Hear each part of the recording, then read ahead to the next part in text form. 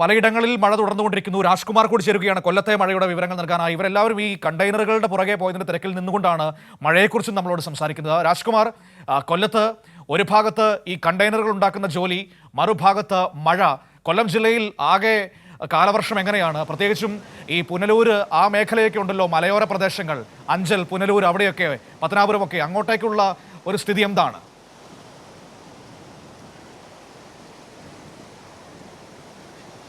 ഇന്ന് പുലർച്ചെ ഞാൻ 4:30-ക്കാണ് വീട്ടിൽ നിന്ന് ഈ നമ്മുടെ കണ്ടെയ്നർ തേടിയുള്ള യാത്ര പുറപ്പെടുന്നത്. ആ സമയത്ത് ഘോര മഴയായിരുന്നു. റോഡ് കാണാൻ പോലും പറ്റാത്ത വിധം ദേശീയപാത നിർമ്മാണം നടക്കുന്ന സമയമായതുകൊണ്ട് തന്നെ കുണ്ടിലും കുഴിയിലും ഒക്കെ വീണാണ് നമ്മൾ ആ ലക്ഷ്യസ്ഥാനത്തേക്ക് ചെറിയഴിക്കൽ എത്തിയത്.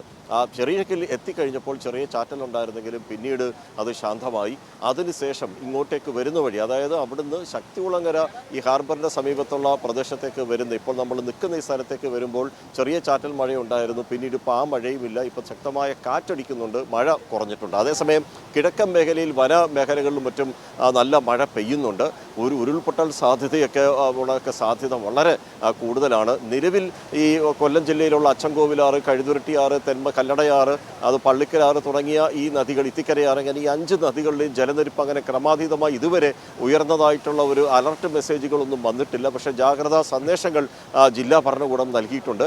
കാരണം ഈ പള്ളിക്കലാറ് കടന്നു പോകുന്ന സ്ഥലങ്ങളിൽ, താഴ്ന്ന പ്രദേശങ്ങളിൽ സാധാരണ വെള്ളം കയറുന്ന ഒരു പതിവുണ്ട്. അവിടെ ഏതാണ്ട് 15ഓളം ദുരിതാശ്വാസ ക്യാമ്പുകൾ ഇതിന് മുമ്പ് തുറന്നിട്ടുമുണ്ട്. 100 കണക്കിന് കുടുംബങ്ങളെ മാറ്റിയ ഒരു ചരിത്രമൊക്കെ നമുക്ക് പള്ളിക്കലാറിൻ്റെ തീരത്തു നിന്നുണ്ടാകുന്ന ഈ പ്രശ്നങ്ങളിൽ നമ്മൾ തന്നെ പലപ്പോഴും റിപ്പോർട്ട് ചെയ്തിട്ടുണ്ട്. സ്വാഭാവികമായും ഇനിയും അതിനുള്ളൊരു സാധ്യത, മഴ ഇങ്ങനെ ഒരു 3-4 ദിവസം കൂടി തുടർന്നാൽ ഈ നദികളിലുള്ള ജലനിരപ്പ് ഉയരാനും താഴ്ന്ന പ്രദേശങ്ങളിലേക്ക് വെള്ളം കയറാനുള്ള ഇതാണ് ഇപ്പോൾ കാണുന്നത്. മാത്രമല്ല തെന്മല പരപ്പാർ ഡാമിൻ്റെ വൃഷ്ടിപ്രദേശത്ത് മഴ കുറവാണ്. പക്ഷേ വനത്തിൽ നിന്നും ഒഴുകി വരുന്ന പല നദികളിലും കൈവഴികളിലൂടെ ഒഴുകിയാണ് തെന്മല പരപ്പാർ ഡാമിൻ്റെ സംഭരണിയിലേക്ക് ഈ ജലം ഒഴുകിയെത്തുന്നത്. 116 അടിയാണ് അവിടുത്തെ സംഭരണ ശേഷി. നിലവിലത് 100-110 നിൽക്കുന്നത്.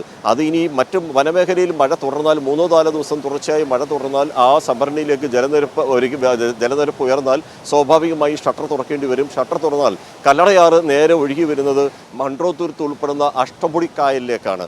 അപ്പോൾ അഷ്ടമുടി കായലിൻ്റെ നടുക്ക് എന്ന് പറയാവുന്ന തുരുത്ത് പോലെ നിൽക്കുന്ന മൺട്രോത്തുരുത്തിനെയും അത് പ്രതികൂലമായി ബാധിക്കും. നിലവിൽ തന്നെ വേലിയേറ്റം കൊണ്ട് പൊറുതിമുട്ടിയിരിക്കുന്ന ഒരു സ്ഥലം കൂടിയാണ്. ഈ ആഗോളതാപനത്തിൻ്റെ ഒരു ഇരയെന്നൊക്കെ മൺട്രോത്തുരുത്തിനെ പലപ്പോഴും പല ഗവേഷകർ വന്ന് പറയുകയും അവർ അതിൻ്റെ സ്റ്റഡി നടത്തി പറയുകയും ചെയ്തിട്ടുണ്ട്.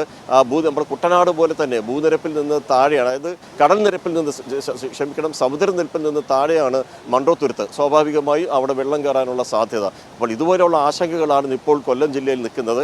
കൃഷിയിടങ്ങൾ പലതും കഴിഞ്ഞ 3-4 ദിവസമായി പല സ്ഥലങ്ങളിലും വാഴക്കൃഷിക്കാണ് വ്യാപകമായി നഷ്ടം സംഭവിച്ചിട്ടുള്ളത്. ഏതാണ്ട് 10ഓളം വീടുകൾക്ക് ഭാഗികമായി കേടുപാടുകൾ സംഭവിച്ചിട്ടുണ്ട്.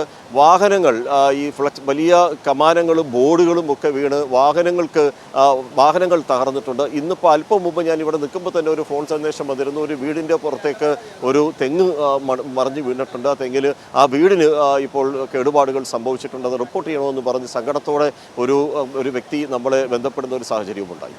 മനു, തീർച്ചയായും അങ്ങനെ പലയിടങ്ങളിലും പല പ്രശ്നങ്ങളും ഉണ്ടാകുന്നുണ്ട്. രാജ്കുമാർ ഈ പറഞ്ഞതുപോലെ മഴ വല്ലാതെ ശക്തിപ്പെടുന്നു, വല്ലാതെ ആശങ്കയിലാഴ്ത്തുന്നു. പക്ഷേ നിലവിൽ അങ്ങനെയുള്ള നമ്മളെ പേടിപ്പിക്കുന്ന രീതിയിലുള്ള പ്രശ്നങ്ങളില്ല. പക്ഷേ ഈ മഴ ഇങ്ങനെ തുടർന്നു പോയാൽ അത് വലിയ ബുദ്ധിമുട്ടുണ്ടാക്കും. അതിനെ മറികടന്ന് പോകാനുള്ള സംവിധാനങ്ങളൊക്കെ നമ്മൾ ഒരുക്കിയിട്ടുണ്ട്.